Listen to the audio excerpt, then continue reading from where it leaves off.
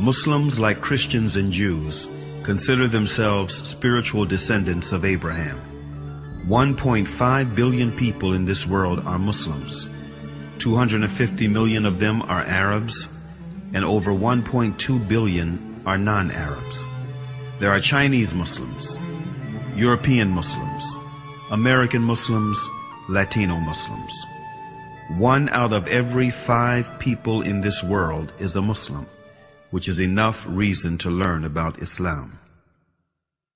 It is important to realize that Islam is not just a religion, but it is a complete, comprehensive way of life. It's not something that we only do on Fridays, but it carries over into our workplace, our families, our communities, and our friends. Linguistically, in the Arabic language, the word Islam comes from the root word salama. And from this root, you can have 3 different words with 3 different meanings. The first one is submission, the second one is purity, and the third one is peace. Submission, purity, and peace. Surprisingly, the word Islam Islamically carries those 3 meanings.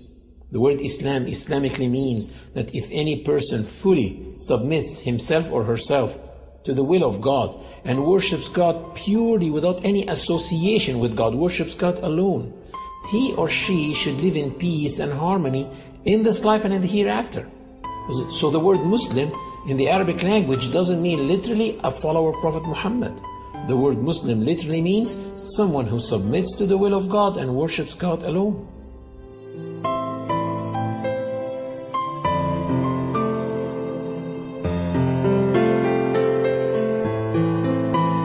Muslims feel they are in harmony with the universe because the Quran mentioned several times that everything around them is submitting to the law of God and worshiping Him, while they are also worshiping and submitting to God. Do you not see that Allah is the one who is praised by all those who are in the heavens and in the earth?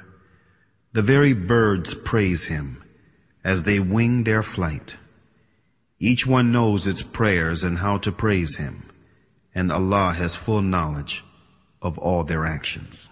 The Quran stresses on the point of living in a worshiping universe, wherein every single being worships God in its own way, which may not be comprehended by man.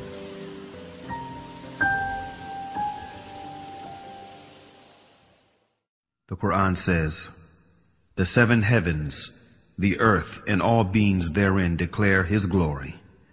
There is not a single thing that glorifies Him with His praise, but you do not comprehend their hymns of His glory." These verses become very inspiring for me when I hear the birds twittering early morning or at sunset. I say, oh my God, can this be their 2 prescribed times of prayer?